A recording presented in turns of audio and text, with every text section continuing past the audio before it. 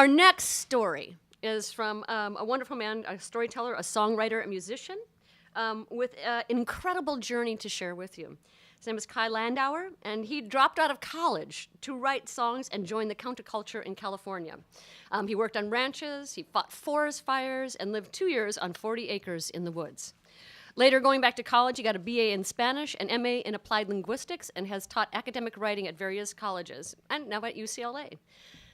But really, songwriting is his heart and soul. Please welcome Kai Landauer. This is called The Rest of My Life.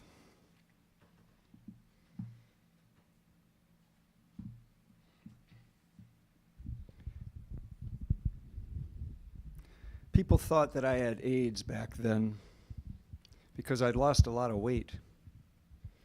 I was getting sick a lot. I kept a stack of towels next to our bed to soak up my night sweats. I never imagined something could be wrong. After all, I was living a great life. Newlywed, newly dad, involved in my community. I was happy. A simple blood test told the story. In a basement lab at UCLA, a scientist places a drop of my blood on a slide under her microscope and sees a disproportionate number of white blood cells having multiplied fast, way too fast, crowding out the red blood cells and the platelets. The diagnosis is sealed then and there, even before my doctor phones me. I don't mean to freak you out, she says, but you've got cancer, AML, leukemia. And you're going to go to the Boyer Clinic, and you'll be diagnosed, and you'll go in the hospital, and you'll have chemotherapy, and the nurse administering those drugs will be wearing a white paper hazmat suit with a mask and goggles, and the next round of chemo will be 10 times stronger than the first one, and then you'll go into remission, and you'll think you're okay. But think again, because that remission won't last long. Trust me. You'll need more chemo. And halfway through the process, we will harvest your stem cells. That's where we'll draw blood from your right arm, spin it through a centrifuge, collect the stem cells, and pump that same blood back into you, minus the stem cells, into your left arm.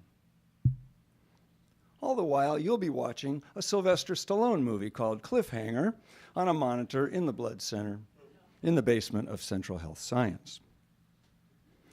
And we will store those stem cells on ice. Later, we'll put you on a table in your hospital gown in a chilly underground room with 4-foot thick concrete walls. We won't even be able to see you except through a camera. That's how dangerous the radiation is. And we'll irradiate you full body because, you see, in order to save you, we have to almost kill you, get you as close to dead as we can without you actually dying. You'll lose your hair. You're going to throw up a lot. That third round of chemo made me pee blue for a week. And it was 10 times stronger than the stuff before that, which was 10 times stronger than the first stuff. That's how it's done, how they neutralize your immune system and get you ready for your bone marrow transplant. Now, a bone marrow transplant is actually a fairly simple affair, nothing more than a very cold blood transfusion. You remember those stem cells that had been on ice since the Sylvester Stallone movie. Yet this was not going to be just another blood transfusion. In fact, I was to be reborn. The new stem cells would go in me and engraft in my bone marrow and start making new blood cells. And so I would literally, biologically speaking, have a second life. And when the procedure was done, the bone marrow transplant nurse, whose name was LaDonna, just like my mom, packed up the tubes and bags and syringes she'd been using, leaned over my hospital bed, kissed me on the cheek, and said, "Happy second birthday." The night before, I had slept restlessly. I woke frequently from chaotic dreams of hardships and confusion, of danger and discomfort. In the morning, after the sun had risen, I had one final dream, that I was lying on the bed where I lay at that moment. And I looked down at the foot of my bed and felt a surge of pain in my belly as something large and alive was released from inside me, as though I were giving birth. And there, at my feet, lay a newborn baby. And that child was me. So yeah, my dream kind of came true. I was literally reborn when those new stem cells went in me. But a funny thing happened.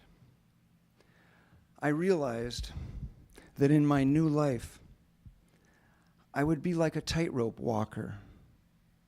If I fell, in other words, if my cancer relapsed, it really wouldn't matter whether this happened early or late in my recovery.